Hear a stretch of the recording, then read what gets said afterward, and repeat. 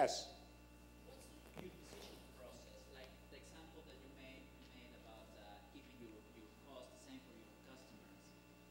That would have hurt you if gasoline would have gone $6, $7 a gallon. What are the components that you keep into account when you make these type of decisions? It's an interesting question. What goes into my decision-making process when I keep the things the same, and if gasoline went to $7 a gallon, wouldn't I have been hurt?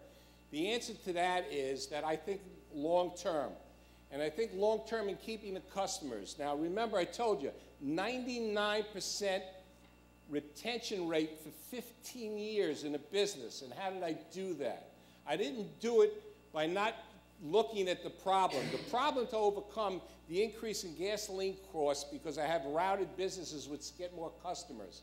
The problem wasn't the gasoline increase, it's how to overcome it. So I didn't look at that as a problem. I looked at what the problem was to overcome the problem. There's always going to be problems. So my decision-making process is, how can I do something first? I do the same thing when it comes to, during this economic times, comes to cutting employees. What I did in October of this year, I still run that company. I still have 8 years left on a contract on a company I sold. I decided that things are getting bad. Economic times are getting bad. It's going to get worse. November just started. The whole market dropped out of everybody's business, or most everybody's business. And I was concerned about protecting our employees because of our culture. So I went to everybody. I said, listen, here's the deal. Everybody can keep their job. That's it. But there's a hiring freeze on. We're not hiring anybody. Now, we were overstaffed for about 15, 16 people. I knew through attrition, in a period of time of 5 months, that we'd get down to where we belong in the number of people. Did it cost me dollars? Sure, it cost me dollars to do that, and it cost the company. But it was an investment in our future, because every time we told our employees something, they believed us. And they believed in us. So they worked as hard as they could while they were there. And that dollar investment was worth the loss of the few dollars we had to take for later on to cultivate loyal employees. So there's a lot of things that go into our decision-making process, and it isn't only money. Now, Norm, because I suspect this is an issue, as time went along and it looked like the recession was going to last longer and longer, there were some cuts that you felt you had to make. Sure there were. So the first thing we did is we said, okay, what can we do to make some cuts and hurt the least number of people? So the next thing we did was we put in a wage freeze for everybody that earned over $500 a week. So the people who needed it the most didn't get affected. Not that nobody got affected, the other people got affected. So we did that too. We look to protect our employees as much as possible, because they're the ones who run our business and protect our business. So that's the next thing we did. And the last thing we did, we just did it, like I said before, we cut our 401k from 160% to 80%.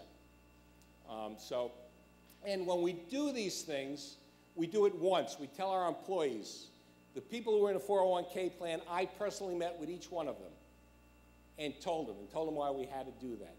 We build this trust up within the company. Those are the people who run our company. Those are the people who talk to our customers on the phone. Those are the people who meet with our customers on the phone. And they have a great attitude. They think it's a great company. And why? Because they get treated honestly. Yes, sir. So what are some of your screening mechanisms in hiring to find people that will fit your culture? What are our screening mechanisms? That's a really... Well, I have a second question, too. Two. I don't know if I can remember two. How long does it take for you to figure out that somebody's not right? Two good questions. So first of all, we have drug testing. We're a drug-free company. And that's not as easy as it may seem. In the area that we hire, we're in a city, and 4 out of 5 applicants fail a drug test. Well, I can tell you a story about that, too, if you'd like to hear that story. But the person you hire is not the person that shows up on Monday. We all know that. You can read applications, you can do anything. So everybody is on 120-day probation. You don't get benefits, you don't get anything for 120 days. Then, that 120 days, you become a salaried employee with benefits after 120 days. I think it takes a good 2 years before you know what a person's really like, go through a whole cycle of people. So when you ask me the turnover in my company, I would say after 2 years, it's basically nothing. After 2 years, in order to terminate somebody within the company, you have to get approval from one of our executives to do that. So it takes a really long time. I don't care how good your interview process is. I don't care what kind of test you give people. I don't care, and I'm not talking about if you're hiring a CEO or somebody you're hiring to be control of your company. I'm talking about the day-to-day people that are working within your company. It takes almost 2 years to find out what they're like. So I hope that answers your question. Yes? How do you approach service advantage when you're a small startup versus competition that's out there larger than you with established? Oh, that's easy, man. That's the easiest thing. When you have a delivery to make in Coney Island and you don't have a driver there, you call up your wife and tell her to get in the car, pack the 2 kids in the car and make the first pickup. I'm serious. I'm dead serious.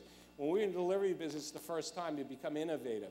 And really, the hardest part is as you get bigger, and hopefully you guys will, is that you don't lose that understanding of things. Innovation is what you do. And if you can't out-service somebody, you don't belong in business. Really, you just don't belong in business. If you yourself, running the company, don't believe in your service or the product that you're performing, go out of business. I have the best service you ever saw. We started in this business. We were the last people in the business, and we became the biggest business of that sort, privately held company of that kind in the United States. And how did we do that? We did it with service. And you have to be on top of it.